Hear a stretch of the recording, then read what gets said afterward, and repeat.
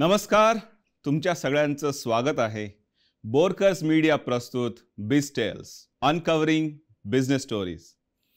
आणि आज आपल्या स्टुडिओमध्ये जे गेस्ट आलेले आहेत त्यांच्याबद्दल इंट्रोडक्शन द्यायचं म्हटलं तर मला थोडं माझ्या फॅमिलीमध्ये जावं लागेल.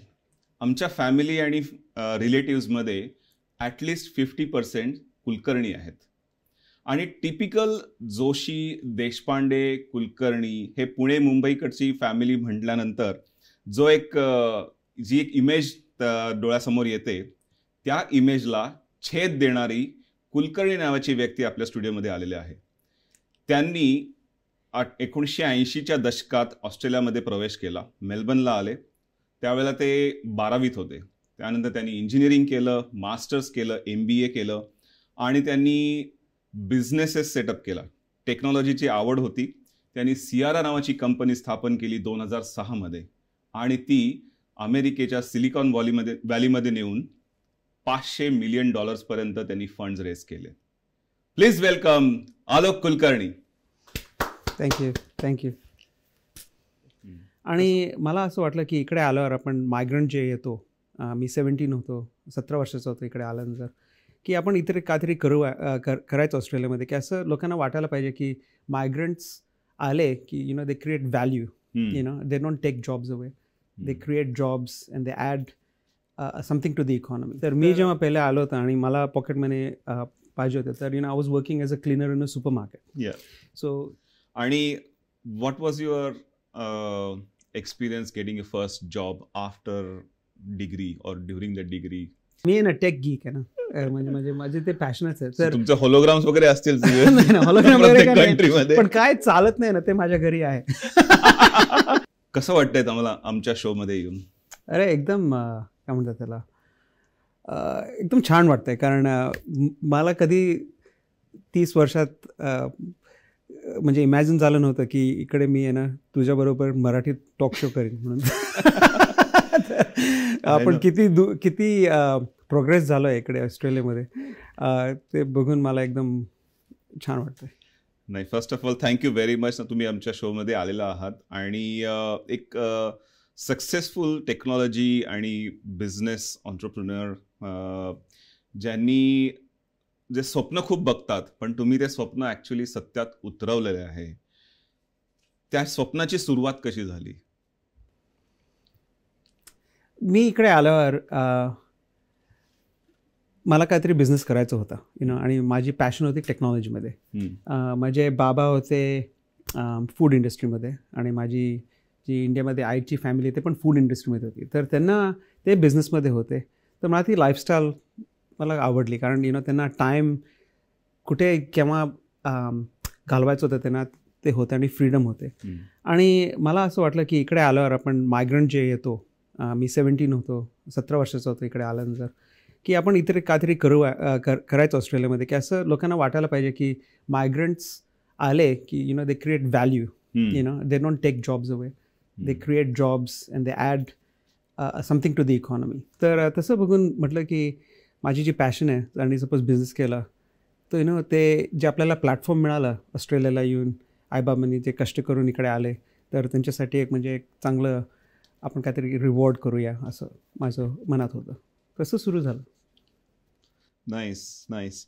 सो तुमची जर्नी सुरुवातीला जी झाली when you landed in Australia in late 80s, तुमचं मराठी अजून खूप चांगलं आहे त्या मानाने. म्हणजे आय नो मेनी पीपल की ते 10 वर्षापूर्वी ऑस्ट्रेलियात आले आणि त्यांनी लगेच ऑस्ट्रेलियन ॲक्सेंट पिक केलेला आहे आणि मराठी रेअरली बोलतात. बट एनिवे, तुमचा सुरुवातीचा अनुभव कसा होता इथे ऑस्ट्रेलियातला? इकडे जेव्हा आलो ना पहिल्यांदा तर जास्त मराठी माणसं नव्हती इकडे, खूप श्रीलंकन वगैरे होते. आणि ऑस्ट्रेलियामध्ये काय आलो की एकदम म्हणजे विचित्र का वाटलं? कारण आपली जी कॉन्फिडन्स असते ना, कधी नवीन जगात आलो की आपल्याला वाटतं की आपल्याला लोक जज करतील, की आपण काय बोललं तर म्हणजे कसं वाटेल त्यांना, असं खूप म्हणजे अँक्झायटी वगैरे वाटते. तर तसं आधी झालं कारण कोणी दोस्त नव्हते, कारण आम्ही एकटेच आलो होतो ना, माझे बाबा, आई, बहीण आणि मी, आणि ते सुद्धा 12वीच. तर असं झालं की शाळेत जेव्हा गेलो मग वाटलं की ऑस्ट्रेलियामध्ये ना दुसऱ्या देशांचे खूप लोक पण येतात आणि ते पण तसे चालवतात. मग ती एन्झायटी वगैरे गेली, कारण मग नवीन दोस्ती वगैरे केली, तसं छान झालं. तर पण स्ट्रगल्स पण सुरुवातीला झाला असणार आहे सुरुवातीला, आणि होमसिकनेस वगैरे इंडियाला मिस करणं ते खूप झालं असेल त्यावेळेला.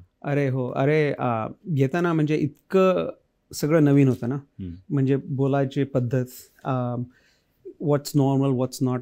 आपल्याला म्हणजे इंडियामध्ये कसं जे आपण फॉर ग्रांटेड घेतो, इकडे तसं नव्हतं. तर ते सगळं शिकावं लागतं आणि मग 12वी नंतर युनिव्हर्सिटीमध्ये जाऊन तिकडे पण म्हणजे पार्ट टाइम जॉब करावं लागतं. तर इंडियामध्ये कसं आपण म्हणजे युनिमध्ये गेलो की काय जॉब वगैरे करायला, इकडे येऊन पार्ट टाइम जॉब बघायला लागतं, कारण पॉकेट मनी करायला. तर म्हणजे खूप तशी स्ट्रगल झाली होती आधी, कारण 2-3 पार्ट टाइम जॉब केले होते. पण त्यांनी पण लाईफ खूप एनरिच झाली होती. म्हणजे त्याच्यामुळे खूप एक्सपिरियन्स, लोकांशी कसं बोलायचं, आपल्याला कसं काय म्हणतात त्याला, एक्सपिरियन्स घेऊन कस्टमर एक्सपिरियन्स कसं बोलायचं, कसं हे करायचं, सगळं लोकल ऑस्ट्रेलियन लोकांशी. I can totally relate, because I came here as a international student, but I came here after my degree.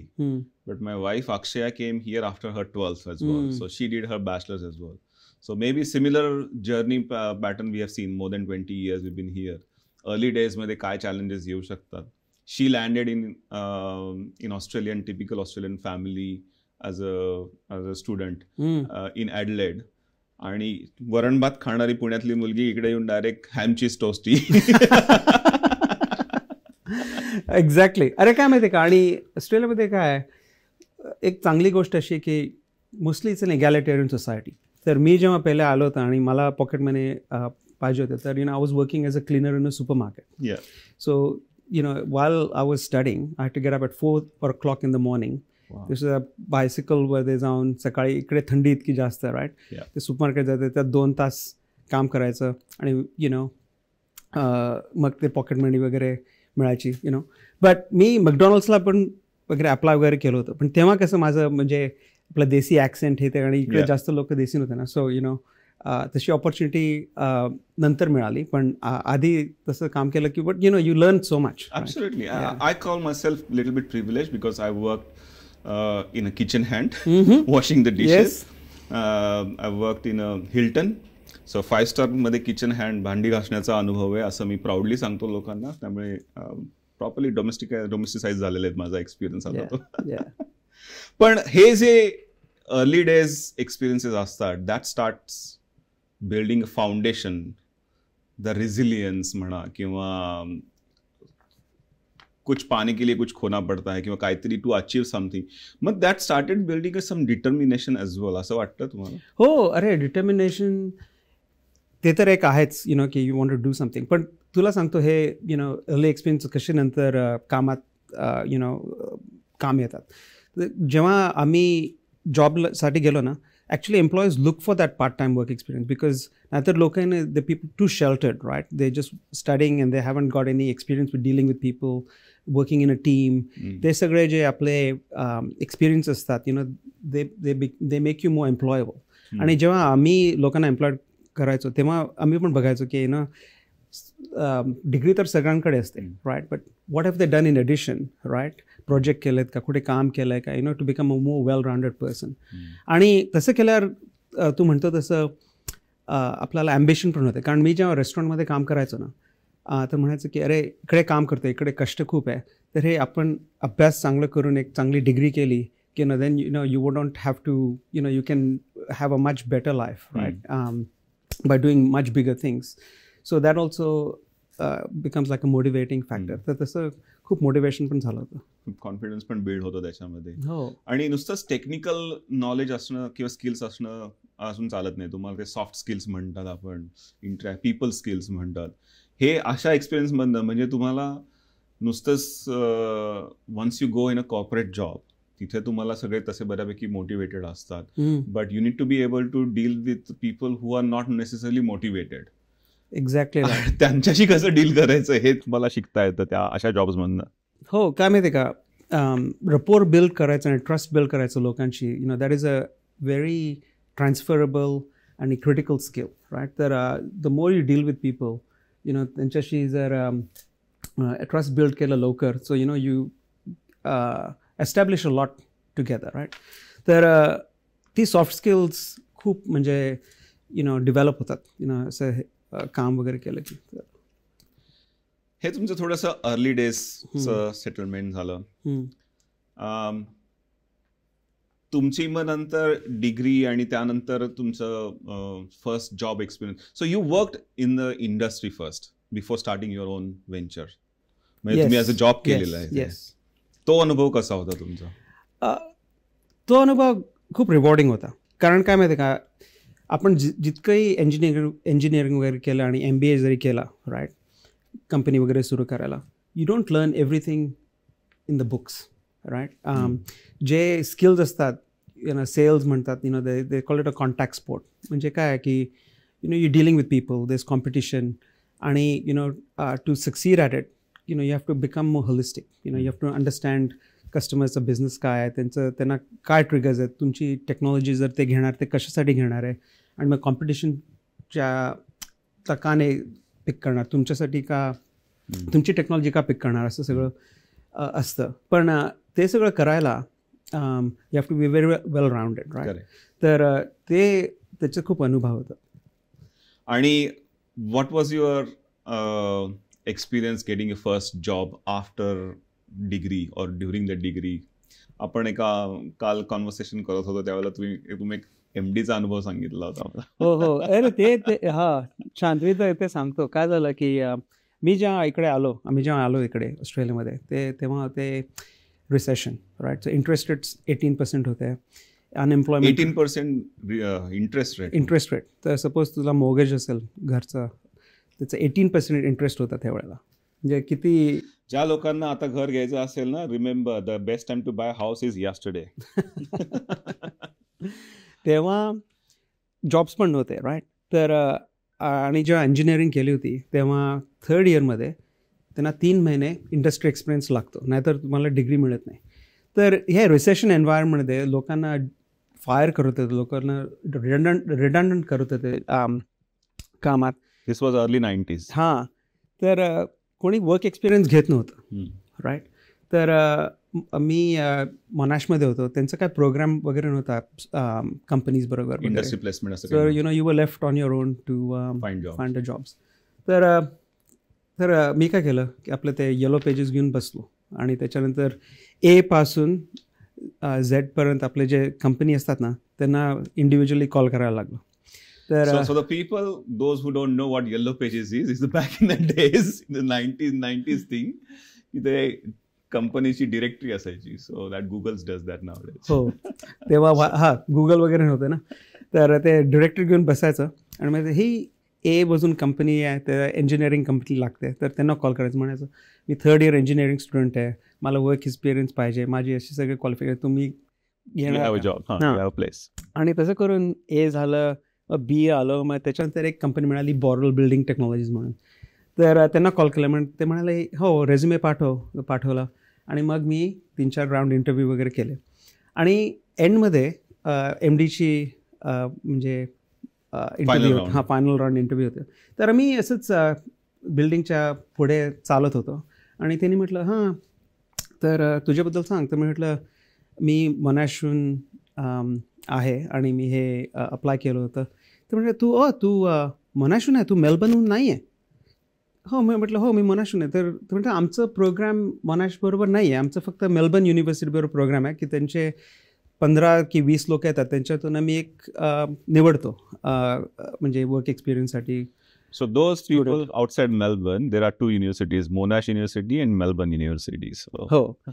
तर म्हटलं मग तुला हे कसं मिळालं? तर मी म्हटलं सांगितलं की मी येलो पेजेस म्हणून घेऊन बसलो होतो, आणि त्याच्यात कॉल केला सगळ्या कंपनीला, आणि तुमची एक कंपनी होती म्हणून मग. तर ते म्हणाला you shown great tenacity young man, for that reason I am going to give you the job. तर मला ते जॉब मिळाला. तसं त्यावेळेला वर्क एक्सपिरियन्स जॉब मिळाला होता. आणि that was your first job, and then you joined other big companies like NEC and. हो, ते वर्क एक्सपिरियन्स करताना मी जॉब केला होता आणि त्याच्यानंतर डिग्री झाल्यानंतर मग मी एक कन्सल्टिंगची कंपनीची जॉईन झालो होता ॲज अ ग्रॅज्युएट आणि त्याच्यानंतर मी NEC जॉईन केलं. आणि तिथे तुम्हाला तुमचे फ्युचर बिझनेस पार्टनर्स भेटले असं म्हणजे आमच्या रिसर्च टीमनी मला सांगितलेलं आहे. आमची एक 6 फूट टॉल रिसर्च टीम आहे. हो, NEC मध्ये असताना माझी सेकंड कंपनी होती प्रोफेशनल. जॉईन झाल्यानंतर 1996 मध्ये मला एक लुवन ट्रॅन म्हणून एक माझा कॉलिग होता, तो मला भेटला आणि त्याच्याबरोबर मी 3 कंपनी सुरू केल्यात. आणि 1996 मध्ये तो भेटला होता आणि तो पण ऑस्ट्रेलियाला आता रेफ्युजी म्हणून. त्यांनी पण इंजिनिअरिंग वगैरे केलं होतं, पण त्यांनी दुसऱ्या मेलबर्नमध्ये इंजिनिअरिंग वगैरे केलं होतं, पण आम्ही दोन्ही डेव्हलपर्स होतो.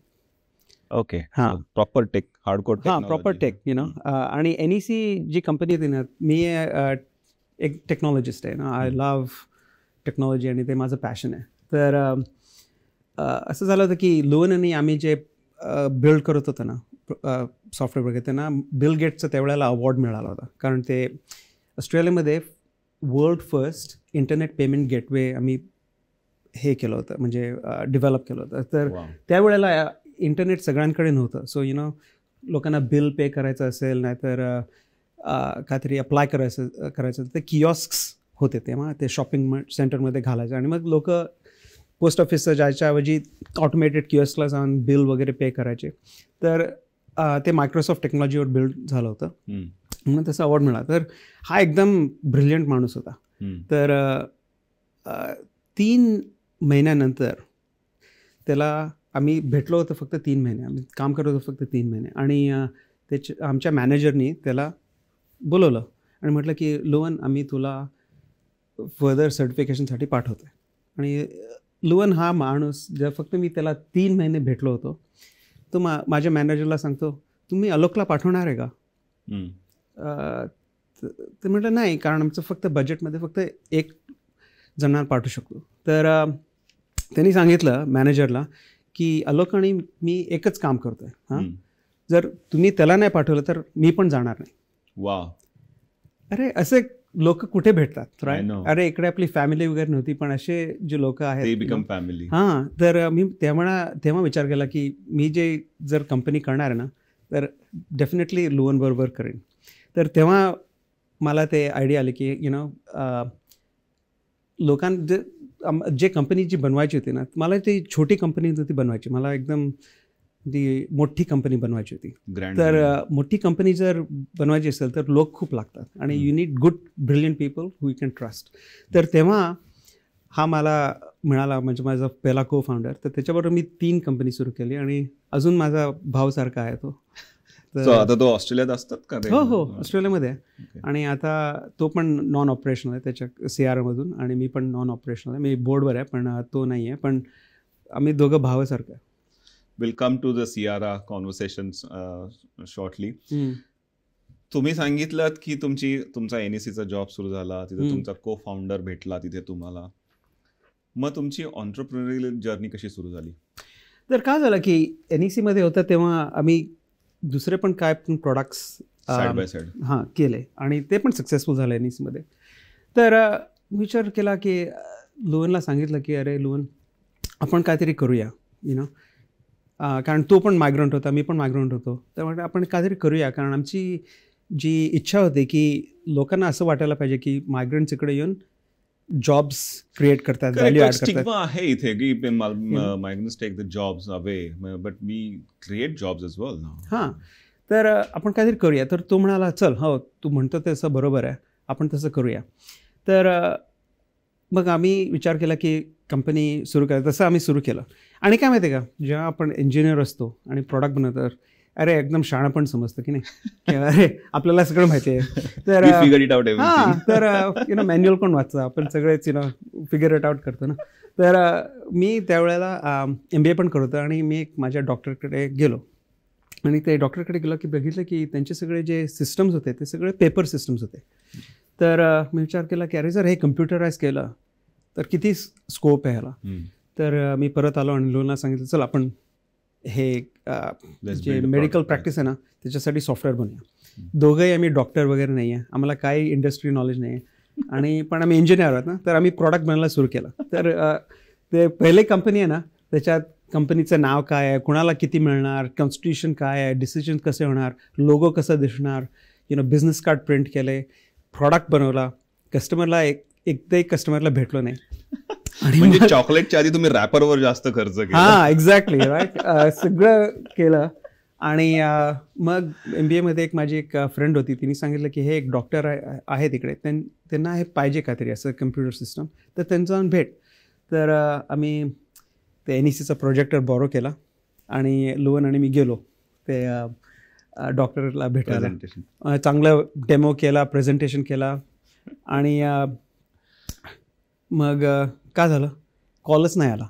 Never heard back. तर मी म्हटलं अरे इतकं सगळं केलं, आणि ते सुद्धा 5,000 बरं का, त्यावेळेला इतकं पण काय सॉफ्टवेअर महाग नव्हतं. म्हटलं की काय इतकं डॉक्टर लोक इतकं पण अफोर्ड नाही करू शकत का. पण असं झालं की मग लोयनला सांगितलं की ना अरे कंपनी बनवायची म्हटलं ना, तर प्रॉडक्टपेक्षा अजून काहीतरी आपल्याला पाहिजे, ते सेल्स स्किल्स पाहिजे. हां, सेल्स स्किल्स पाहिजे. आपल्याकडे एक डोमेन नाही आहे, एक्सपिरियन्स नाही आहे सेल्स करायचं, तर आपण दुसरं काहीतरी करूया, पण त्याच्यात आपण कोणतरी सेल्सचं कोफाउंडर वगैरे आणूया. तर NECमध्ये एक मॅनेजर होता, तर ते मॅनेजरने मला कॉल केला आणि सांगितलं की अरे माझ्याकडे एक आयडिया आहे, हे हॉटेल जे आहे ना, हॉटेल्स त्यांना हे इंटिग्रेशन पाहिजे टेलिफोनीची, तर आपण हे करूया, आणि तिकडे खूप काय म्हणतात त्याला ऑपॉर्च्युनिटी आहे ग्लोबल.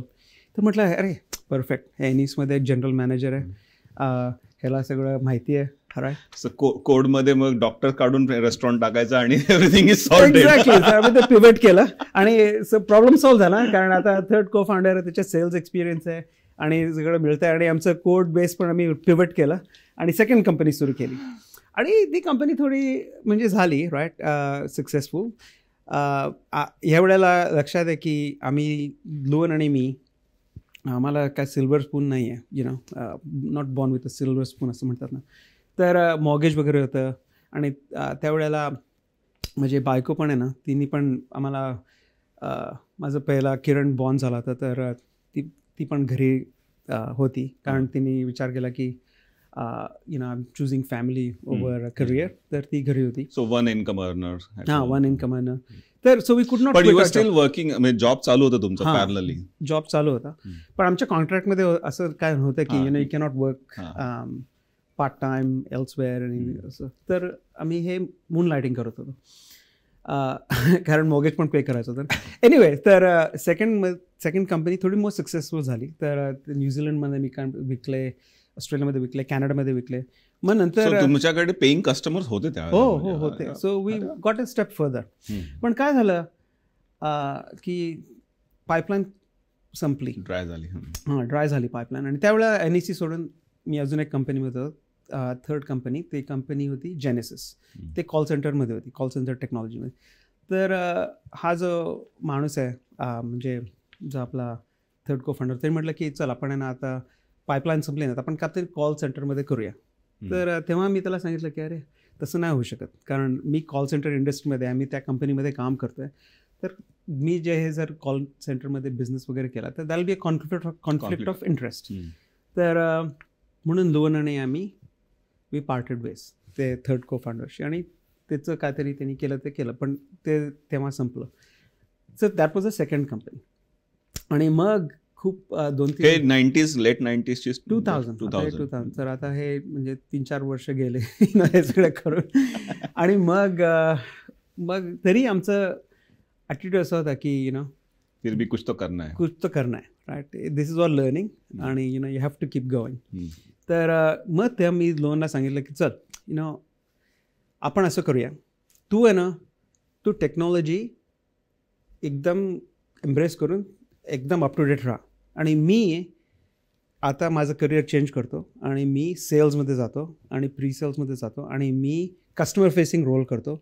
तसं कारण आपण हे थर्ड को फाउंडर जे आणलं आहे की नाही, ते आपण आउटसोर्स नको करायला, सो तू ते कर आणि मी हे करतो, आणि आपण थर्ड आयडिया बघूया.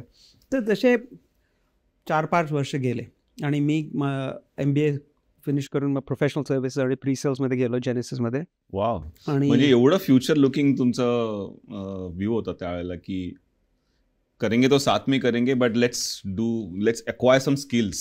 हां, exactly. You need to be patient as well for the right opportunity. आणि आपण कसं बोलत होतं की कोणी पण कंपनी सुरू करू शकतो. हां, आणि I encourage everyone to do it. कारण इतकी तुझे जे सेन्सेस आहेत ना ते इतके ओव्हरवेल्म होतात, कारण इतकं सगळं शिकावं लागतं. So you become a much more complete human being, right. But there is also risk, right. Risk पण असते, पण रिस्क आपण मिटिगेट करू शकतो. तर तसं आम्ही हे केलं, MBA केला, प्रोफेशनल जॉब झालं, एज्युकेशन होतं.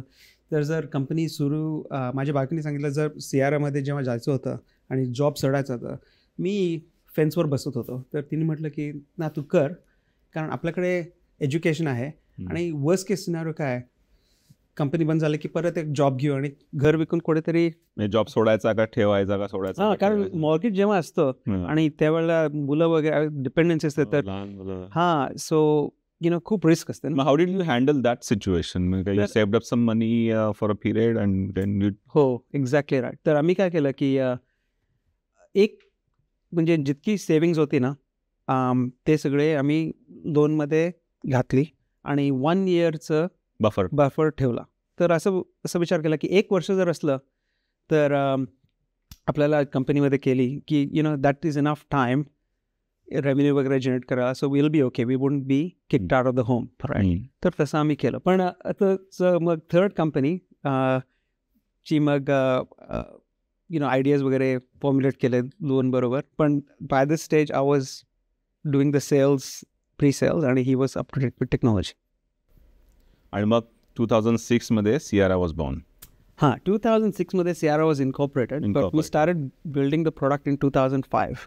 Okay. ते 1 वर्ष आम्ही प्रोटोटाईप करून की, कारण Sierra एकदम टेक्निकल प्रॉडक्ट आहे. It's a technology product. ते एंड कस्टमर्सना कळणं अवघड आहे. ते फक्त जे कंपन्या वापरतात ते सॉफ्टवेअर त्यांनाच कळतं. हां, तर मी सांगतो काय, आता आपण जेव्हा आता बँकेशी वगैरे बोलतो, सपोज समीर तुला बँकेशी बोलायचं असेल तर आधी लोक कसं ब्रँचमध्ये जायचे. आता काय ॲपवर तू जाऊन का बँकिंग करू शकतो. बॉक्स आहे. आणि सपोज तुला ट्रान्सफर करायचं, तेव्हा ॲप नव्हते ना 2005 मध्ये, आयफोन वगैरे नव्हता. तर तू बँकेशी कसं म्हणणार, तू कॉल करणार 1-800. हां, आणि म्हणणार की मला बँकमधून ट्रान्सफर करायचं, एक अकाउंटहून दुसरं अकाउंट माझं चेक करायचं, ईमेल पाठवणार, असं सगळं होतं.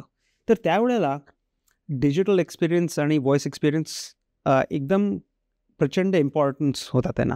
पण काय होतं की त्याच्यात टेक्नॉलॉजी पण खूप होती, पण ते खूप फ्रॅजाईल पण होती. तर आम्ही काय केलं की मी तुला सांगतो Sierra कशी बॉर्न झाली. तर मी जेव्हा जेनेसिसमध्ये काम करत होतो, तर इकडे ऑस्ट्रेलियन गव्हर्नमेंटचा एक आम्हाला मोठा कॉन्ट्रॅक्ट मिळाला. आणि genesis is a call centre technology company. तर त्यांनी ते घातलं त्याच्यात. पण जेव्हा ती टेक्नॉलॉजी लाईव्ह गेली ना, म्हणजे कस्टमरला ओपन केले लाईन्स वगैरे बोलायला, ते टेक्नॉलॉजी चालत नव्हती. तर कारण टीदिंग प्रॉब्लेम्स होत्या. तर लोक कॉल करायचे आणि बिझी टोन होता, हे ते. तर एकदम म्हणजे चांगलं नव्हतं गेलं. आणि तसंच त्यावेळेला नॉर्म होता. तर मी असं विचार केला की अरे असं काय, इकडे काय टेस्टिंग वगैरे कंपनी आहेत का की जे हे टेस्ट करू शकतील. आणि मी खूप म्हणजे ग्लोबल सर्च केलं आणि काय मिळालं नाही. तर तेव्हा मला एक ते निश मिळालं की सपोज एक कंपनी असेल की तू सपोज एक कंपनीला एंगेज केलं आणि म्हटलं की मी हे नवीन काहीतरी घालतोय टेक्नॉलॉजी कस्टमर एक्सपिरियन्ससाठी, जे फोन करणार, ईमेल करणार आणि कॉन्टॅक्ट सेंटर कॉल सेंटरशी बोलणार, आणि ते तुला सगळं टेस्ट करून देईल तुझे जे काय टेक्नॉलॉजी वगैरे असेल IT लँडस्केपमध्ये. हां, IT लँडस्केपमध्ये. मग तुझं एकदम सफल होईल, काय म्हणतात त्याला, डिप्लॉयमेंट वगैरे सफल होईल. तर आम्ही काय केलं, असं एक टेक्नॉलॉजी बनवली. जर समीरला बँकशी बोलायचं असेल ना, तर समीरचा आवाज, समीर कॉल करणार ऑटोमॅटिक ना सगळं, आणि बँकेशी बोलणार. बँकनी काहीतरी सांगितलं तर तू त्याचं ते फंड्स ट्रान्सफर वगैरेचं बटन प्रेस करणार. हां, सगळं सिम्युलेशन ऑटोमेटेड मी बिल्ड केलं. तर ते मोठ्या मोठ्या कंपनीला ते कळतं काय.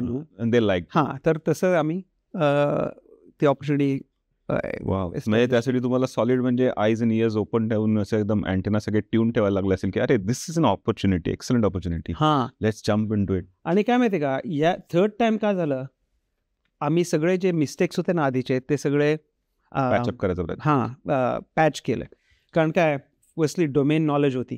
डॉक्टरमध्ये कसं आम्हाला काय ह्या इंडस्ट्रीमध्ये मी आता खूप वर्ष काम करत होते ना, मी 9 वर्ष होते या इंडस्ट्रीमध्ये, तर मला हे कस्टमर्स काय आहेत, त्यांना प्रॉब्लेम काय आहे सगळं माहिती होतं.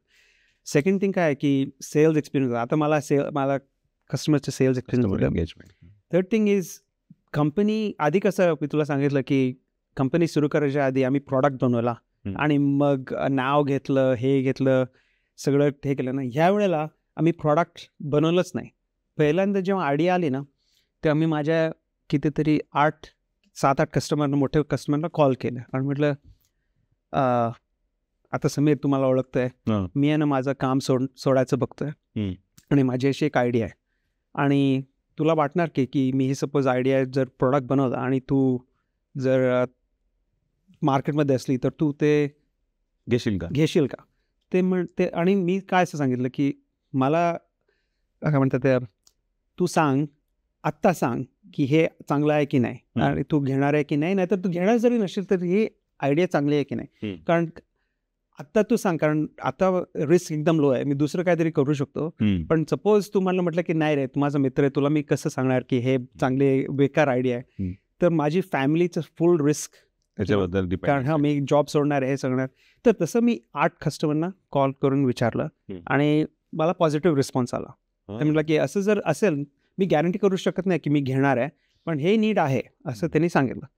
तर त्यानंतर आम्ही प्रोटोटाईप सुरू केला आणि म्हणजे तुम्ही आधी मार्केट रिसर्च केला, यू कन्फर्म की तुमची आयडिया जी सापडलेली आहे ती खरंच मार्केटमध्ये डिमांड आहे त्याला. हां, आणि ते म्हणतात की मी असं त्यांना सांगितलं की tell me my baby is ugly. कारण काय माहिती का, तू जर कंपनी सुरू करायची असेल आणि फॅमिलीला विचारलं, अरे आईला जर विचारलं, अरे समीर बेटा काय नाही, तुझी आयडिया तू कर, होणारच आहे, तसं आपल्याला ते फॉल्स कधी होप्स असतात, राईट. तर कधी पण मार्केटचं ते डिफरन्स होता ना. आणि ते जरी करून ना असं होतं की तरी पण जेव्हा जॉब क्विट करायचं असतं ना, that's a big decision, it's a big decision. तर तेव्हा माझ्या बायकोनी सांगितलं की चल तू कर. जेव्हा तुमच्या बरोबर अजून 4 लोक पण तुमच्यावरती डिपेंडंट असतात, 3 लोक असतात की exactly. So that is the leap of faith म्हणतात ना तसं. आणि then the rest is history. Correct. आणि मग सो दॅट इज हाऊ तुमचं प्रॉडक्ट डेव्हलप झालं. मग ते 8 कस्टमरला आधी फोन केले असतील, probably you would have reach them again for as a potential customers. हे सगळं ऑस्ट्रेलियामध्ये चाललं होतं तोपर्यंत. हो. मग असं कधी वाटलं की दिस इज गोइंग बिग ना, की जे आधी आपण विचार केला होता, व्हॉट वॉज देअर एक्सपिरियन्स, असं काय अनुभव होता की ज्याच्यावरनं तुम्हाला कळलं की हे बघ गिअर नाही डिरेक्शन चेंज झालेली आहे. हो.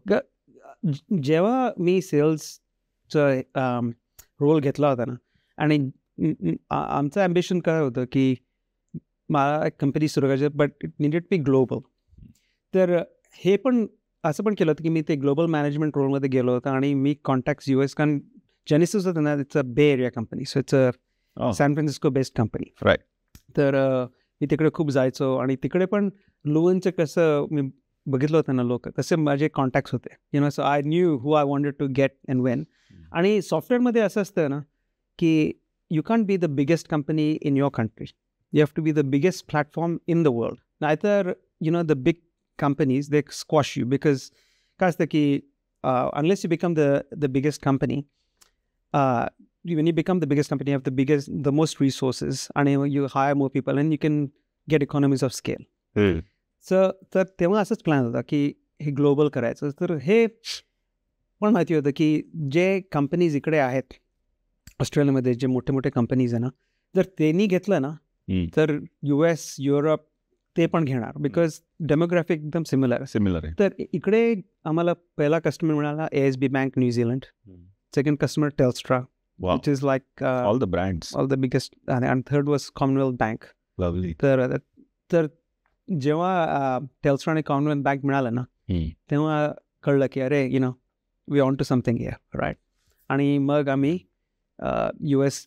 अब गाडी बेच के हेलिकॉप्टर लेने का टाइम असं नाही रे, तुला काय सांगतो आम्ही ना 10 वर्ष फंडिंग वगैरे नाही घेतलं.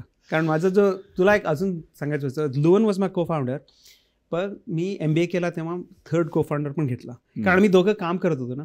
आणि थर्ड को फाउंडर असं होतं की so you were actually hands on building the product. Initially I just build the product. लुवन वॉज बिल्डिंग द. करेक्ट. आमचं डील काय होतं, I was doing the sales and bringing customers in and overall technology vision. Luan was delivering on the vision. आणि third जो होता माझा एक मित्र होता, त्याला मी MBA मध्ये भेटलो, त्याचं नाव बॉनी मलिक.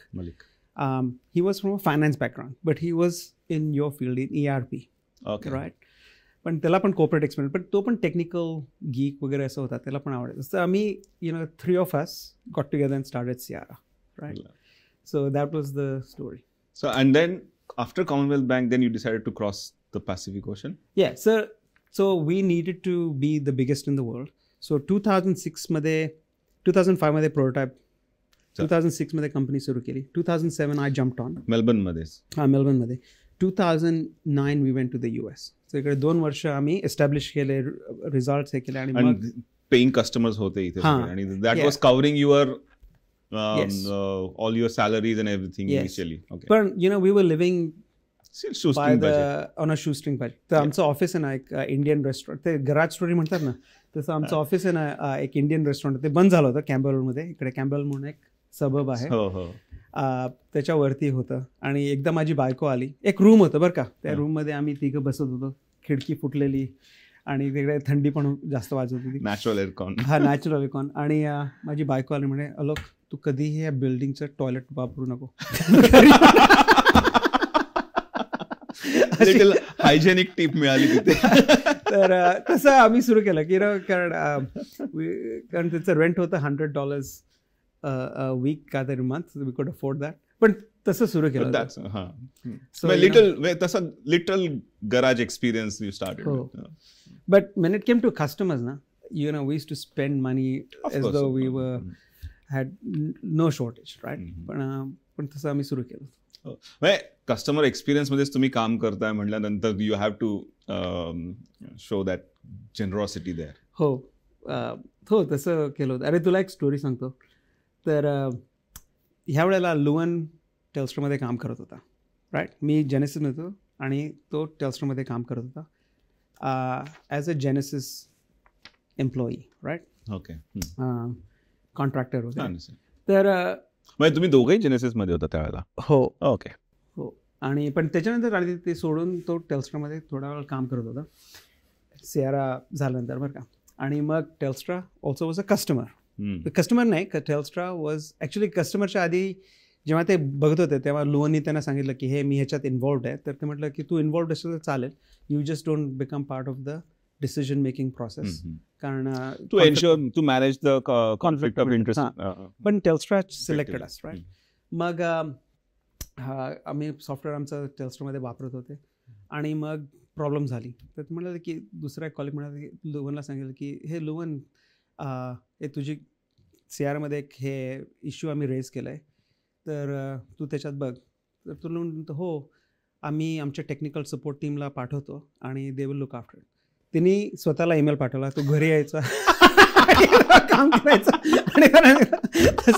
अरे तशी typical left brain right brain conversation. आणि आमचं कॉमनवेल्थ बँकचं कस्टमर होतं ना, तेव्हा ते पण यूज करत होते. आणि इट वॉज बिग. आमचे if Sierra pass the test, right, then they would consider going live with their call center technology, right? तर एकदा तसं टेस्ट चालू होती आणि काहीतरी ओव्हरनाईट झालं. हे म्हणजे ते वापरत आहे 3-4 महिने. आणि मी एक कस्टमर मीटिंगमध्ये होतो आणि त्यांनी सांगितलं की काल एक प्रॉब्लेम झाला होता and our technician came yesterday and they fixed it, fix the problem and it should be all working now. ते टेक्निशियन कोण होता? मीच. तर एक MDचा रोल, दुसरा टेक्निशियनचा रोल, तसं आमचं सगळं स्टार्टअप होतं. Absolutely. At that time I can totally relate those entrepreneurial journey, की तिथे स्वीपर पण तुम्हाला असावं लागतं आणि कस्टमर सपोर्ट पण तुम्हीच आणि CEO. मी तुला सांगितलं ना कसं आपल्या सगळे जे मल्टी हॅट्स मल्टिपल हॅट्स घालायला लागतं, तसं झालं. आणि हे सगळं थोडंसं मागं जाऊया याच्यामध्ये. हे सगळं व्हायच्या आधी तुम्ही इन्व्हिजन केलं होतं की हे असं मोठं होईल, की तुम्ही काही असे काही स्वतःचं सेल्फ टॉक वगैरे दिला होता की स्वतःलाच की अरे all is well something gonna be big, keep trying असं काहीतरी, किंवा रोज रात्री काहीतरी प्रेयर, किंवा रोज रात्री उशी खाली काहीतरी चिठ्ठी वगैरे लिहून ठेवणं? अरे तर मी इकडे ना फॉर्च्युनेटली मला काहीतरी एक पुस्तक वाचलं आणि त्याच्यात एक चांगली एक बुक होती, 7 habits of highly effective people म्हणून. आणि त्याच्यात आहे ना त्यांनी सांगितलं की, आणि ते एक नेपोलियन हिलचं एक बुक आहे, लॉ ऑफ सक्सेस. कोणाला जर वाचायचं असेल ना ते तर वाचा ना. ते lays out the footprint or the blueprint as to how to become successful. तर त्याच्यात हे बुक्समध्ये जे वाचलं, एनिथिंग आपण जे काय केलं ना हे सगळं लिहिलेलं आहे, right. But if you actually implement it ना, यू गेट द सक्सेस. तर तसं एक मला एक टिप मिळाली की कधी पण आपल्याला काय लाईफमध्ये करायचं असेल ना, ते गोल आपण लिहावे लागते विथ अ स्पेसिफिक डेट आणि what you are going to do for it and what you gonna sacrifice. तर तसं मी माझं एक जेव्हा काही नव्हतं ना, म्हणजे पहिलं मी जेव्हा ग्रॅज्युएट झालो, मला माहिती होतं की मला बिझनेस करायचं. तर मी ते गोल आणि ती डेट आणि ते काय करणार आहे आणि काय सॅक्रिफाईस करणार आहे मी एक पेपरवर लिहिलं, A4, आणि माझ्या पिलोच्या खाली आम्ही ठेवत होतो. आणि every night I use to read it, right. I mean it sounds like some dream or something like that, पण मी सांगतो की इट ॲक्च्युली वर्क्स. कारण काय माहिती आहे का, ऑपॉर्च्युनिटीज जेव्हा येतात ना, you might not realise it, but when you have that focus, you start seeing things that you normally wouldn't see, like आता लोन कसा भेटला, तो भेटला आणि मी विचार केला की हा असा माणूस आपल्याला पाहिजे. तर that was all building up, right. ते US-मध्ये कंपनी होती, पण US-मध्ये जायचं होतं म्हणून US कंपनीमध्ये काम करायचं, असं सगळं मॅनिफेस्ट होतं. सर हां, तर तसंच ते मी चिठ्ठी लिहिली होती आणि मग ती झाली बरं का. मग सेकंड पण केली आणि ती पण झाली. So that's how I think the manifestation it really works. म्हणजे की तुम्हाला आता तुम्हाला जेव्हा कळतं की मॅनिफेस्टेशन वर्क होत आहे आणि आता फास्ट फॉरवर्ड तुमचा सिएरा सुरू झालेला आहे आणि तुम्हाला ऑस्ट्रेलियामधले तरी प्रीमियम ब्रँड हे तुमचे कस्टमर आहेत आणि ठीक आहे, तुम्हाला वाटतं की ग्लोबल जायचं आहे, पण it's not easy to go global from especially countries like Australia. म्हणजे कुठेतरी कोपऱ्यामध्ये एक छोटीशी कंट्री आहे, especially from a restaurant, next top floor वर ना. ते मॅनिफेस्टेशन कसं झालं? तर काय माहिती आहे का, जेव्हा मी कंपनी सुरू केली, मला माहिती होतं की जर खूप मोठी इंडस्ट्री असेल ना तर त्याच्यात सगळे पैसे घालतात. जर खूप छोटे असेल तर it won't be big enough. So you have to find something that was the right niche. काय कळलं. आणि सेकंड थिंग काय होतं की एक आमचं कॉम्पिटिशन US-मध्ये होती, पण दॅट वॉज ओल्ड टेक्नॉलॉजी. पण मी विचार केलं की ते लोक दुसरी जी कंपनी आहेत ना ते लोक ते यूज करत आहेत हे technology. So it has got global appeal. आणि आपण सपोज जरी 10% ऑफ द मार्केट शेअर घेतला त्यांचा की वी विल बी सक्सेसफुल. आणि थर्ड थिंग काय होतं की कधी पण कंपनी सुरू केली ना, you have to know what the end goal is.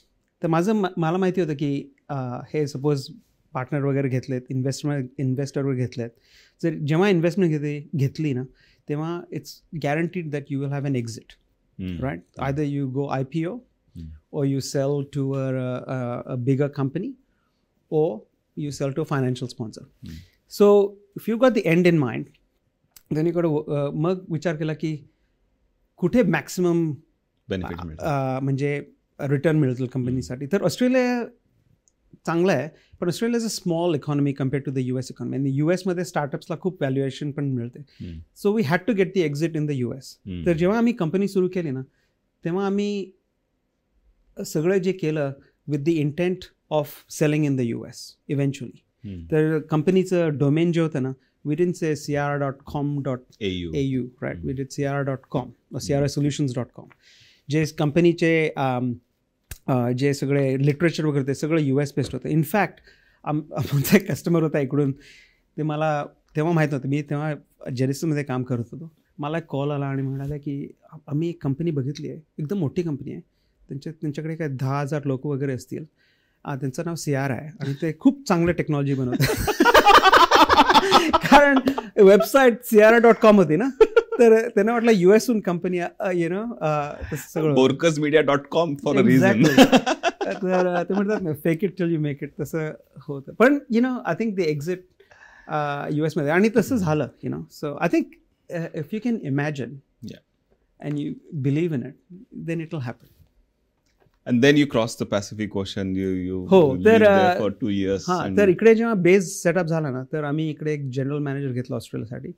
And than me family सकट मी इकडे तिकडे एम्प्लॉय केले होते आणि US ऑपरेशनलाइज झालं होतं, म्हणजे ते कस्टमर्स वगैरे मिळायला सुरुवात. हो. तर काय, कारण मी जेनेसिसमध्ये होतो ना, तर ते जेनेसिस आमचं पार्टनर पण झाले होते. So then with that I got some customers in the US, some big ones, AT&T, Apple Computer, Google, म्हणजे अमेरिकन हुज हू होते कंपनी. तर Fortune 500 मधले बरेच. तर आमचे 450 Fortune 500 कंपनीज आमचे एंटरप्राइज कस्टमर्स आहेत, right. Can you imagine, like, from that little small seed, right? So it's unbelievable, right? आणि काय झालं की 2009 मध्ये US मध्ये गेलो, तर तिकडे लोक एम्प्लॉय केले. पण काय झालं की त्याच्यानंतर बिझनेस एवढा वाढला की मी मग फंडिंग घ्यायचं आम्ही विचार केला. कारण काय, आता ऑपोजिट प्रॉब्लेम झाला की कारण आमची सगळी नेटवर्क जी होती ना, ते कंपनीमध्ये आहे. आणि जर कंपनीला काय झालं सो तितकं सगळं काम केलेलं, कष्ट केलेलं सगळं जाणार वाया. तर काय झालं की तेव्हा आम्ही विचार केला की थोडा आपण डिरिस्क करूया. कारण काय, ज्या खूप तुझं सगळं म्हणजे फुल नेटवर्क त्याच्यात असतं, माझं पण नाही, माझ्या पार्टनर्सचं वगैरे, risk taking appetite goes down. कारण काय की जर रिस्क घेतला तर हे सगळं हे कमी होईल. आणि दुसरं काय की आम्ही फाउंडर्स होतो आणि आमची एक्सपिरियन्स एवढीची होती. तर आता एवढं कंपनी मोठी झाली की you needed professional managers, professional leaders, ज्यांनी मोठी मोठी कंपनी केली, ते अट्रॅक्ट करायचं होतं. तर म्हणून आम्ही फंडिंग घ्यायचं विचार केला आणि मी इकडे फंडिंग करायला गेलो, इकडे रेस करायला गेलो ऑस्ट्रेलियामध्ये. पण 2013 मध्ये इकडे VC कम्युनिटी नव्हती ऑस्ट्रेलियामध्ये. आता कसं ब्लॅकबर्ड, स्क्वेअर पेग हे सगळे VCs वगैरे आहेत आणि त्यावेळेला US मध्ये इन्व्हेस्ट करत होते पण इकडे नव्हते. तर आम्ही डिसिजन घेतला की आपण जाऊया सिलिकॉन व्हॅलीला. आणि दुसरं काय माहिती आहे का, इकडे आई बाबा आले होते मुलं सकट आणि आम्हाला एक प्लॅटफॉर्म मिळाला. तर मी म्हटलं की आपण नेक्स्ट लेवलला घेऊन जाऊया. तर माझे 2 मुलं होती, एक फर्स्ट स्टँडर्डमध्ये होता आणि दुसरा होता 5वीत. सो त्यांना सगळं इकडे आम्ही बंद करून मी फॅमिली सकट US ला गेलो. आणि US मध्ये आम्ही फर्स्ट राऊंड घेतला. तिकडे मी दोन वर्ष राहिलो आणि तिकडे सिलिकॉन व्हॅलीमध्ये आम्ही मग फर्स्ट इन्व्हेस्टमेंट घेतली 25 million US. First investment $25 million. Okay. Yeah, that was a life-changing experience. Of course. आणि त्याच्यामुळे फंडिंग घेतल्यानंतर वी कुड एक्सपॅन्ड, राईट. मग त्याच्यानंतर मग फुल लिडरशिप टीम तिकडे बनवली आणि स्टॅनफोर्डहून प्रेसिडेंट, MITहून प्रॉडक्ट मॅनेजर, असे एकदम हुज हू, राईट. प्रीमियम लोक हायर केले. हां, बिकॉज एकदा फंडिंग झालं की नाही की मग लोकांना वाटतं की अरे हे क्रेझी फाउंडरची कंपनी नाही आहे, लाईफस्टाईल बिझनेस नाही, this is got some potential. So we built out a company. आणि मग त्याच्यानंतर 4 वर्षानंतर मग 2 वर्षानंतर जे मुलं होती ना, आणि म्हणजे आई बाबा इकडे होते ऑस्ट्रेलियामध्ये, माझी बायकोची आई पण इकडे होती, तर आम्ही परत ऑस्ट्रेलियाला आलो. पण मुलांना एक्सपिरियन्स मिळाला. सिलिकॉन व्हॅलीमध्ये हेडक्वार्टर्स होते, आम्ही परत आलो. पण मी तिकडे टीम सेटअप केली होती, राईट. सो मग आम्ही परत इकडे आलो. And then the final check was like the 5 वरती किती झिरोज आहेत, आय कांट काउंट. 8 zeros. तर आम्ही त्याच्यानंतर खूप लकी होतो. सो मग कंपनी वाढली अजून. मग आम्ही इन्व्हेस्टमेंटला गेलो परत, बिकॉज कंपनी मोठी झाली आणि मग आम्हाला अजून एक्सपॅन्ड करायची होती. आणि यावेळेला काय माहिती, मी तुला सांगितलं ना की कॉन्स्टंटली आपल्याला अडॅप्ट व्हायला पाहिजे, लर्न व्हायला पाहिजे. तर मार्केट बदलत होतं. त्याच्यानंतर आयफोन आला, मग ॲप्स आले त्याच्यावर, आणि मग आता AI झालं, मग चॅटबॉट झाले. So we continue to expand into all this different areas. आणि आता Sierra is the number 1 chatbot testing and automation platform in the world, right. तर ते सगळं काय माहिती आहे का, it's just the idea of a dream and then market changes आणि Adapting to the changes. तर ते झालं एक्झॅक्टली. तर तेव्हा कोविड पण आलं, राईट. सो कोविडमध्ये आम्ही एक फंड रेस करायला गेलो होतो आणि मी US होतो आणि मी 30 की 40 इन्व्हेस्टरशी भेटत होतो. आणि हे इन्व्हेस्टमध्ये जेव्हा होतं ना तिकडे तेव्हा कोविड सुरू झालं तर मी US लागलो होता मास्क घालून, पण सगळं ओपन होतं, म्हणजे पॅन्डेमिक स्टॅटस दिलेलं नव्हतं एवढं. तर आम्ही मोठे fund we were gonna raise about 20-30 million right for growth. तर मी आमच्या बँकरच्या ऑफिसमध्ये होतो आणि दिवसात म्हणजे 12 मीटिंग इन्व्हेस्टर्स होते. एक वन आफ्टर द अदर ते काम आणि त्यांना सगळं ते स्पील करायचं. आमची कंपनी अशी आहे ना, हे करतो, आम्हाला अशी मदत पाहिजे, आम्ही see whether is a fit. And how much you wanted to raise there? We were going to raise 20-30 million, okay. right? Just to grow again. तर पहिला जो माणूस आला ना, he had gloves आणि क्लोरॉक्स. म्हणजे I can shake your hand, कारण इकडे कोविड चालू आहे आणि you can never be too careful, right. तर असं आला. आणि मग नंतर त्या दिवशी कळलं की कोणाला बिल्डिंगमध्ये कोविड झाला. So we then had to go to New York as well. पण माझ्या बायकोचं कला म्हणजे तू न्यूयॉर्कला वगैरे जाऊ नको, कारण तिकडे पण आउटब्रेक आहे. तर we were gonna do the meetings remotely from San Francisco.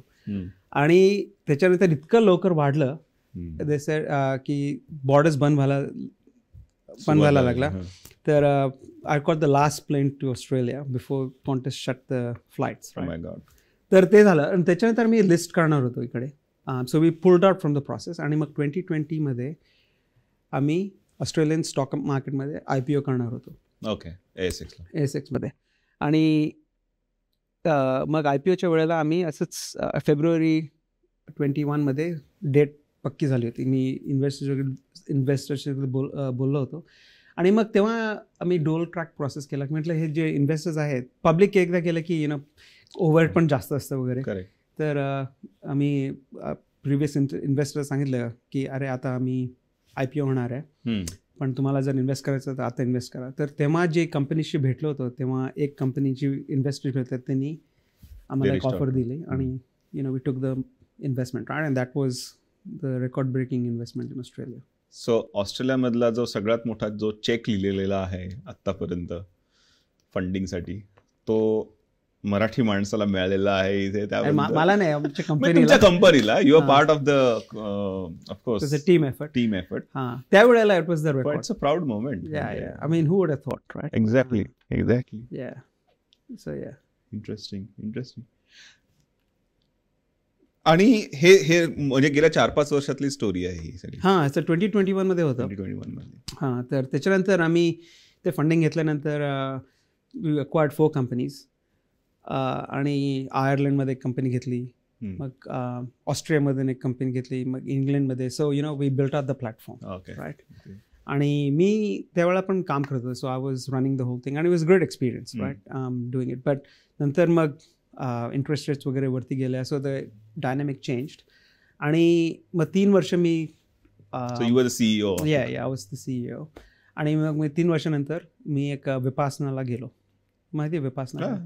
हां. तर मला जायचं होतं 2020 पासून जायचं होतं, पण ते कोविडमुळे बुकड आउट झालं. 10 दिवस नो सेइंग, सायलेंट मेडिटेशन.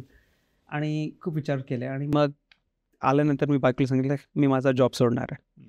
तर so then I resign from the CEO role. I am still on the board. पण बिकॉज ही जर्नी अशी आहे की तू किती म्हटलं तरी you can go, there's no end to it, right? तर but decided that खूप सगळं केलं होतं. Kind of happily retired now. Yes, at least from this particular. That. तर आता म्हटलं की दुसरे लोक आहेत, त्यांना थोडं म्हणजे एक्सपोजर आणि त्यांना पण थोडं कोच करूया, हे करूया, आणि फॅमिलीबरोबर थोडं टाइम स्पेंड करूया, कारण माय फॅमिली सॅक्रिफाइस्ड अ लॉट, राईट. हे आय कॅन इमॅजिन. म्हणजे आणि टिपिकल मराठी माणसाची ही जर्नी नाही आहे. म्हणजे ॲटलिस्ट जेवढे मराठी लोकांना मी ओळखतो, म्हणजे ऑस्ट्रेलियात जे सेटल झालेले आहेत मोस्टली ज्यांना ओळखतो, आणि of course there are exceptions, I am not saying that की असं नाही आहे काही. टिपिकल आम्ही नाटक, संगीत, म्युझिक किंवा कम्युनिटी वर्क ह्याच्यामध्ये लगेच इन्व्हॉल्व्ह होतो. पण ही ऑन्ट्रप्रिनरियल जर्नी ही मी मोस्टली अमेरिकेत जास्त पाहिलेली असे. बे एरियामध्ये मी होतो आत्ता डिसेंबरमध्ये, आणि तिथं मी काय असे ऑन्टरप्रिनर्सना भेटलो आणि वॉज फॅसिनेटिंग. त्यामुळे ऑस्ट्रेलियामध्ये आणि मेलबर्न शहरामध्ये असं कोणीतरी भेटणं हे मला खूप अमेझिंग वाटतं. Just as amazing as having a Marathi show on Channel 31 in Australia. And तू पण entrepreneur आहे मोठा. Well, no, not mota, not as big as you, definitely. There is a journey to it, definitely. One day I would like to be. Definitely. म्हटल्याप्रमाणे की steel learning. आणि म्हणतात ना की with the glass half full और half empty, for me as long as it's refillable. That's what matters. Exactly.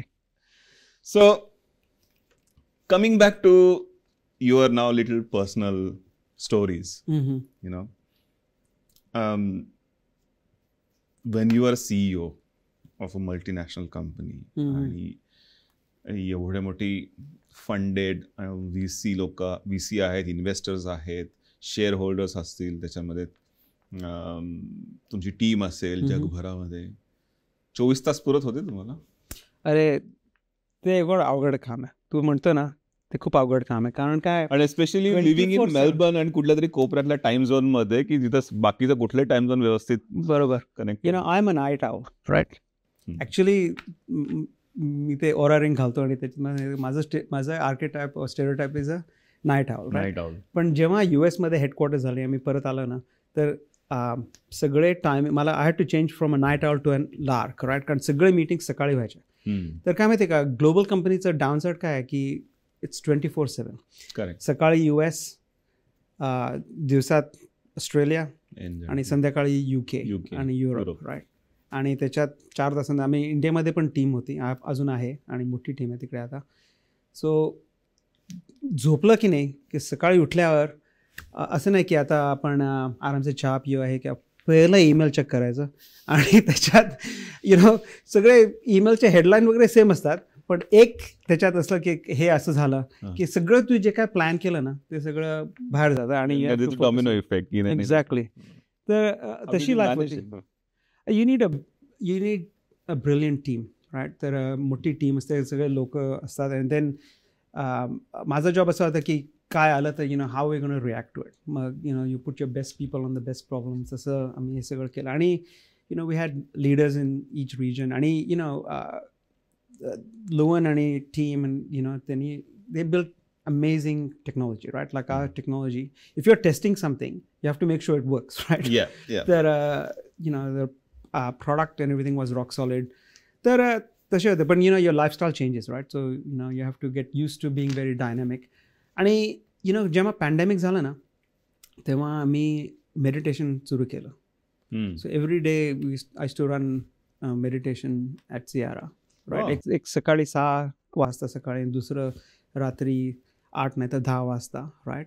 कारण लोकांना they only dealing with each online, right. आणि तर मी सुरू करायचं की मी काय गुरु वगैरे नाही आहे, पण असं जे केलं ना, जर ब्रीदिंग आणि आपलं जे माइंडफुलनेस केलं तर people could actually relate to it and get through the day, right. तर तसं मी केलं होतं.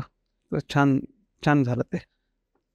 इंटरेस्टिंग. सो आलोक, तुमची बिझनेसची आणि तुमची स्टोरी सांगितली आता तुम्ही, की कसे तुम्ही ऑस्ट्रेलियाला मायग्रेट झालात, इंजिनिअरिंग केलं, MBA केलं, पहिला बिझनेस केला, पडला, दुसरा बिझनेस केला, सॉर्ट ऑफ उडाला पण पडला, आणि तिसरा बूम. ह्याच्यामध्ये तुम्हाला असं काही जाणवलं की तुम्ही खूप काही सॅक्रिफाईस करत आहात, काही कॉम्प्रोमाइज करत आहात? कारण का it's a give and take at the end of the day, right? हो. अरे मला एक तू म्हणतो ते बरोबर आहे. सो जेव्हा मी बिझनेस सुरू करायचं डिसिजन घेतलं, तेव्हा मी म्हटलं की मी फॅमिली टाईम सॅक्रिफाईस करणार नाही आहे. मी म्हणजे माझे जे व्हॅल्यूज आहे ते सॅक्रिफाईस करणार नाही आहे. पण थोडं बाकी सगळं जे काय म्हणजे आपले स्पोर्ट्स बघणं, स्पेक्टेट करणं हे सगळं सॅक्रिफाईस करीन, पिक्चर बघणं सॅक्रिफाईस करीन, यु नो. पण हे माझे व्हॅल्यूज थोडे मी कॉम्प्रोमाइज करणार नाही. पण काय झालं माहिती आहे का, मी त्याच्यात सक्सीड नाही झालं. कारण मला काय कळलं नाही की जेव्हा बिझनेस सुरू करतो ना तेव्हा तुझी जी मेंटल एनर्जी आहे ना ते बिझनेसमध्ये खूप जाते. तर मी माझ्या मुलांच्या स्पोर्ट्स इव्हेंट्सला गेलो, त्यांचे प्लेज, त्यांचे स्कूलचे ॲक्टिव्हिटीज सगळ्यात प्रेझेंट होतो. पण मी मेंटली नव्हतो तिकडे, यु नो. माझं फिजिकली मी प्रेझेंट होतो. आणि ते सगळं तेव्हा वाचलं होतं की अरे क्वालिटी टाईम स्पेंड करा मुलांबरोबर, फॅमिलीबरोबर. तर मी बर्थडेजला होतो, हे होतं. पण मग नंतर मला जाणं, कारण आम्ही एक सायकोलॉजिस्टला बोलवलं होतं कामात की यु नो पर्सनॅलिटी टेस्ट करा लोकांची वगैरे. आणि जेव्हा माझ्यावर आलं ना ते माझी पर्सनॅलिटी टेस्ट केली आणि मी त्यांना सांगितलं की मी काय केलं वगैरे. तर ते म्हणाले की I feel sorry for your family. तेव्हा मला कळलं त्या लोकांनी काय म्हटलं की यु नो फिजिकली जे आपण काम करतो तेव्हा थकतो की नाही, तसं मेंटली पण आपण काम करताना थकतो. आणि जर मेंटली थकलो, जेव्हा आपण घरी गेलो तरी फिजिकली जरी प्रेझेंट असलो ना तर मेंटली आपण फुली ड्रेंड होतो. तर माझं एक रिग्रेट आहे की तेव्हा मुलं जेव्हा मोठी होत होती आणि मी घरी होतो ना त्यांनी I didn't bring my whole self you know to my family. हां. आणि माझी मेंटल बॅटरी एकदम ड्रेन होत होती. आणि त्याच्यामुळे मी मेडिटेशन वगैरे पण सुरू केलं. बिकॉज जर मेडिटेशन वगैरे केलं असतं तर in I would have recharged myself आणि I would have been there for the kids. तर आता मी ते खूप म्हणून प्रॅक्टिस करायला बघतो. पण जर तुम्ही तिथे समजा मेंटली प्रेझेंट राहायला लागला असतं तर तुमचा बिझनेसवरती पण थोडाफार इम्पॅक्ट झाला जास्त. नाही, actually that is a very good point. पण तेव्हा माझी थॉट प्रोसेस काय होते की जर माणूस स्मार्ट असेल ना, he should be able to run multiple things in parallel. So I used to take pride in doing 5 things at the same time. You know, look how smart I am, right? I'm doing this, मी पुस्तक वाचतोय, मी हे ऐकतोय, you know, all at the same time. पण नंतर मला कळलं की you know that is not very productive. You know, what is productive is doing one thing and doing it properly with full focus rather than doing 5 different things. So I realized that later in my career, right? Later in Sierra, म्हणजे नंतर हे झालं तर, and then I've changed my whole being because it is easy to focus on 5 things at the same time, but it's very hard to focus on one thing at the same time, right? Just 100% focus. And that ते meditation मध्ये कळलं. तर आता still trying to just do one thing right. पण मग learning from this experience, जर तुम्हाला career swap करायचं असेल किंवा दुसरा काही प्रोफेशन चूज करायचं असेल, काय कराल? तर ॲक्च्युली ते 2 क्वेश्चन आहे. मी I would still pick technology because this is my passion, right. मी म्हणजे मला दुसरे पण बिझनेस वगैरे करायचे होते, फूड वगैरे, पण in the end technology is my passion. So I would have still done this because of the just the joy I get out of it, right? But one thing I would have done differently is, you know, maybe funding थोडं जास्त आधी घेतलं असतं. कारण आम्ही खूप कष्ट केले आणि ते कष्ट करायचं that's not regrettable. पण काय माहिती का, the cost of that, right? त्याची जे प्राईस होती की जे फॅमिली, जे टाईम मी सपोज ते म्हणजे फंडिंग घेतली असते तर मला घरी जास्त थोडं टाइम मिळाला. म्हणजे आधी जर तुम्ही फंडिंगला गेला असतात तर त्यामुळे आम्ही 10 वर्ष फंडिंग नाही घेतली ना. सो 10 वर्ष we built the business on our own without a single external investment, right. So we were taking minimal salaries, right, minimal salaries while we were paying, like सियारामध्ये लोक जास्त अर्न करायचे आमच्यापेक्षा. You know, we were playing for the long term game. पण त्याचं जे cost असतं ना, घरी टाईम आणि हे सगळं, तर मला ते एक रिग्रेट आहे की you know I didn't have that realization early आणि you know I would have done things differently in that regard. मग असं वाटतं का की working in the business versus working on the business, तर तेच तुम्हाला मिळायचं होतं की you should have remove from that working in the business, तुम्हाला जास्त वेळ मिळाला असता की अजून जरा स्ट्रॅटेजिकली एक्सपॅन्ड करायचा किंवा लवकर? हां, काय माहिती आहे का, कंपनी जेव्हा ग्रो होत असते ना तेव्हा रिसोर्स कन्स्ट्रेंट असते. So you end up doing a lot of things. You'd end up doing a lot of things. So जर पैसे घेतले असते then we could have hired people and you'd have more balanced life. काय कळलं तर मला असं वाटतं की यु नो माझं को फाउंडर आणि त्यांचं पण तेच मत आहे की मे बी आता पण ज्या मुलं मोठी झाली ना we should have spent a little bit done it things a little differently, right, to do that. So that's one regret I have, right. ह्या जर्नीमध्ये तुमचा कोणी मेंटॉर राहिलाय का? एक किंवा अनेक mentors? Who is the biggest mentor you have? खूप mentor आहे. तर मी ते पुस्तक सांगितलं ना मी नेपोलियन हिलचं, तर त्याच्यात एक तुझा व्हर्च्युअल बोर्डचा कॉन्सेप्ट पण आहे. व्हर्च्युअल बोर्डचा कॉन्सेप्ट काय माहिती आहे का? कुठलाही माणूस ना त्याचं जी क्वालिटीज असतात ते चांगले असतात आणि वाईट पण असतात. सो तुला परफेक्ट कोण मिळणार नाही, पण काय करायचं की जे आपले मेंटॉर्स आहेत ना त्यांची जी क्वालिटी तुला आवडते ते तू व्हर्च्युअल बोर्ड बनवू शकतो. आणि त्यांची जी क्वालिटी आहे ना you can find good in every person. तर ती क्वालिटी घ्यायची आणि जी क्वालिटी तुला आवडत नाही that you don't agree with ते डिस्कार्ड करायचं. So you create your virtual. तसे माझे खूप मेंटॉर आहेत. म्हणजे सेल्समध्ये मी जे जेनेसिसमध्ये काम केले लोकांबरोबर त्यांची जी सेल्स जे एक्सपिरियन्स होता ते मी ते चांगले मेंटॉर होते. माझा जो मॅनेजर होता जो लोनकडे गेला he actually ended up working at Sierra. In fact a lot of people end up working at Sierra. But त्याची जी मॅनेजमेंट स्टाईल होती how he dealt with people authenticity वगैरे ते हे होते. सो माझे मामा, माझे बाबा, लाईक माझी बायको, like every one pick and choose little things from every people, right. सगळं. पण असं कुठलं एखादं one big piece of advice that change the direction or change the gear from anyone or your own light bulb moment? मी त्याला सांगितलं ना 3 things माझे जे होते मला I still live but set a large big goal. ते Napoleon Hill नाही तर स्टीवन कॉव्हेचं set a large big goal आणि constantly learn and back yourself, right. Those 3 things.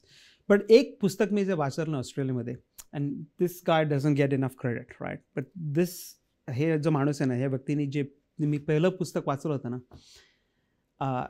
That change my life. His name is Noel Whittaker.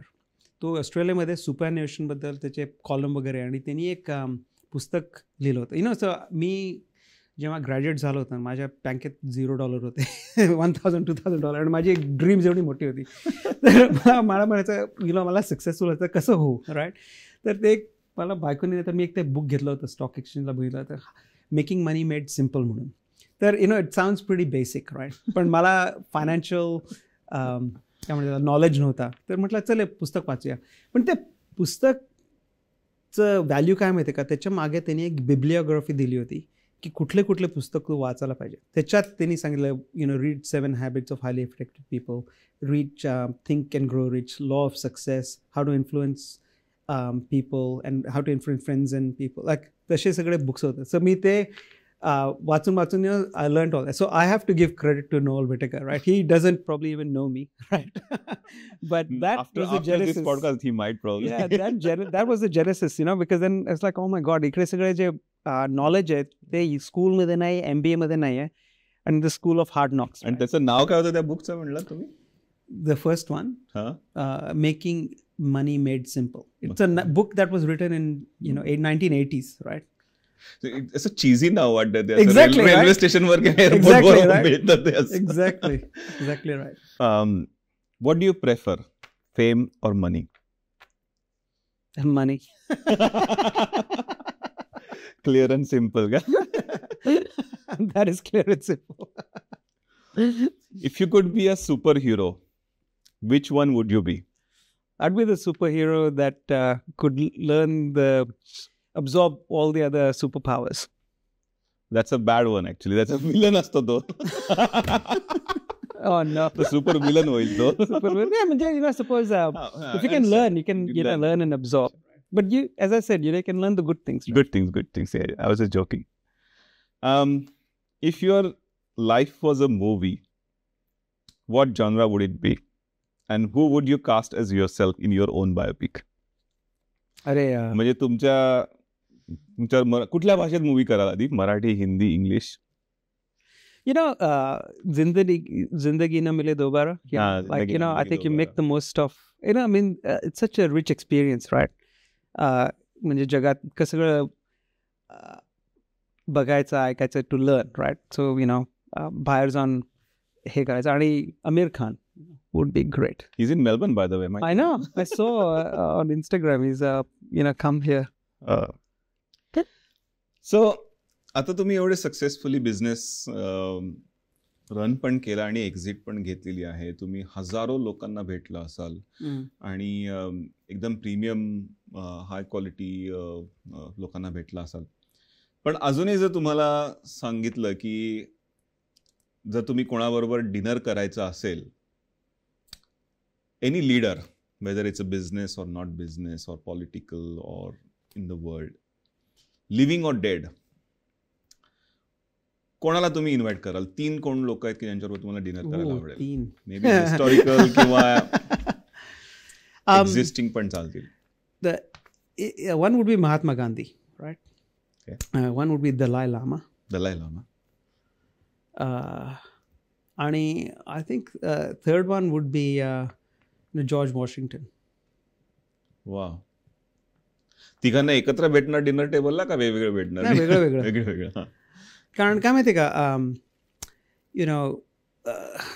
ह्या व्यक्ती म्हणजे one is still alive, right. And I think just amazing amount of what you call wisdom आणि जे principles आहेत, to follow that and to be the person that you are, it's just amazing. I mean, there's so many people, right? So many people. But, these 3 people, I think, at Mahatma Gandhi, like he wasn't a political figure, anything like that, but just, educated influence. And, he brought a whole country together. And George Washington, what they've created in America, and the Constitution is still relevant today. And it's like stood the test of time, right? So the foresight, one was conviction in your values, right? And Mahatma Gandhi's a guy, he was preaching non-violence, but he really believed, the Gita, right, was really on the front and center of everything that he did, right? But his interpretation of the Gita, which I read, right, because the Gita is based on the Mahabharata, which is, Kauravas versus Pandavas, it's roiled and based on conflict, right? But from that, preaching non-violence. Yeah, preaching non-violence, right? So it's a really interesting take. Dichotomy. And George Washington is a legacy that is still, with the democracy in the US and how it's continuing. And Dalai Lama is, spiritual guru still around, apart from all the other spiritual gurus in India and worldwide, right? But I think that would be really interesting. तुमचं business आणि टेक्नॉलॉजीचं तुमचं passion पण आहे. It's a first love, I assume. If you were asked to give a talk in front of a large audience, not related to your passion, कोणत्या टॉपिकवर देणार? हेल्थवर. कारण काय माहिती का, जितकं आपण सोसायटीमध्ये बघतो ना, I think there is a lot of hidden truths. काय सत्य जे आहे इट्स हिडन. कारण इन्फ्लुएन्स, इंडस्ट्रीचा influence, lifestyle influence, historical influence खूप आहे, आणि the truth is somewhere here. आणि त्याच्यात सगळे लेयर्स बनतात. So to open up that whole, I guess, puzzle, right, and unravel it to really help people live a nice long health span so they can do much more meaningful things. It would be wonderful. So I've been focused on a lot on health and why things are the way they are. मग हे health आणि technology समजा एकत्र करून एक नवीन product आता नवीन यायला हरकत नाहीये म्हणजे फ्युचरमध्ये तुमच्याकडनं? पॅशन आहे त्याच्यात. तुमच्या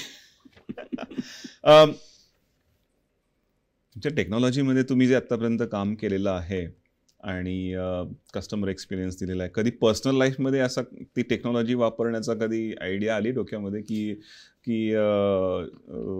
अरे मला जेवायला पोचायला उशीर झालेला आहे, तो I am sending my this AI message apologising to the family? अरे हो, अरे मी ना टेक गीक आहे ना, म्हणजे माझे ते पॅशनच आहे. तर तुमचे होलोग्राम्स वगैरे असतील होलोग्राम वगैरे कंट्रीमध्ये, पण काय चालत नाही ना, ते माझ्या घरी आहे. So you can fix them. हो बरोबर. कारण मी डिनरला गेलो काल माझ्या फॅमिली बरोबर. तुझ्या घरी बेल पण बरोबर चालत नाही ना, मी तुला माझा इलेक्ट्रिशियनचा नंबर देतो, तुला बोलव. पण तसं आहे कारण मला काय ऑटोमेशन खूप आवडतं. I love automation. तर CRI is automation company, right. Everything was but automation. तर घरी सगळं ऑटोमेटेड आहे. तर लेटेस्ट मी काय केलं माहिती आहे का, माझी बायको म्हणते की अरे तुझी जी आता मीटिंग्स आहे ना, तुम्हाला कधी नोटीस देत नाही. आणि आधी माझी EA होती ना, सो माझी EAला सांगायचं की कुठलीही मीटिंग जरी बुक केली ना, माझ्या वाईफला एक सेपरेट ईमेल पाठव की माझं स्केड्यूल काय आहे. कारण कधी कधी असं व्हायचं की मी कॉल करायचो, अरे अलोक तू कुठे आहे? मी सिडनीमध्ये आहे. तुम्हाला सांगितलंच नाही. अरे नाही सांगितलं. अरे मला वाटतं मी तुला सांगितलं. तर माझ्या EAला सांगितलं की म्हणजे पाठव. आता माझी EA नाही का सिन्स गॉन. तर मी आता प्रोग्राम लिहिला म्हणजे ऑटोमेशन AI बरोबर आहे. एव्हरी नाईट माझ्या बायकोला आणि मला की हे येतं की अलोकचे प्रोग्राम असे आहे, माझी मीटिंग अशी आहे. ती कधी म्हणायचं नाही की म्हणाल नको की अलोक तुझं स्केड्यूल काय मला माहित नाही. So that is the weirdest thing you've probably done for your business nowadays. आमच्याकडे पण मराठी लोकांमध्ये AI असतेच. बरोबर. I think we are at the end of it. आणि maybe the last question, तुम्हाला काही आमच्या ऑडियन्सला सांगायचं आहे काही? तुमचा एक्सपिरियन्स इथे आल्यानंतर कसं वाटलं तुम्हाला? आणि नाही छान. अरे ते जे आपण करतात ते खूप आभारी आहे. मला इकडे बोलवलं. I am just a small fish. पण it's really amazing to see the entrepreneurial spirit in you, right. आपण जेव्हा काल बोललो होतो तर मी म्हटलं की आय थिंक म्हणे अक्षय तुझी बायको पण इकडे आहे आणि what you doing is amazing, right. आणि तुझं जे थॉट प्रोसेस आहे ना ते मला पण खूप आवडलं की अरे हे जे मीडिया आहे आणि तू जे करतोय, you are creating time capsules, right. आणि ते time capsules will be there forever. आणि आपल्या मुलांना आणि त्यांच्या मुलांना this is a way of preserving something that might be lost, for future generations. So it's a very noble cause, and I'm very happy that you've embarked on this journey, and I wish you all the success. Thank you Alok sir, तुम्ही आल्याबद्दल आणि तुमची सगळी journey आमच्याबरोबर share केलीस openly आणि चांगले humorous गप्पा पण मारल्यात. आणि wish you all the success तुमच्या 2.0 अजून काही तुमचे फ्युचर एंडेवर्स असतील, प्रोजेक्ट्स असतील. आणि thank you again. Thanks for having me. Thank you.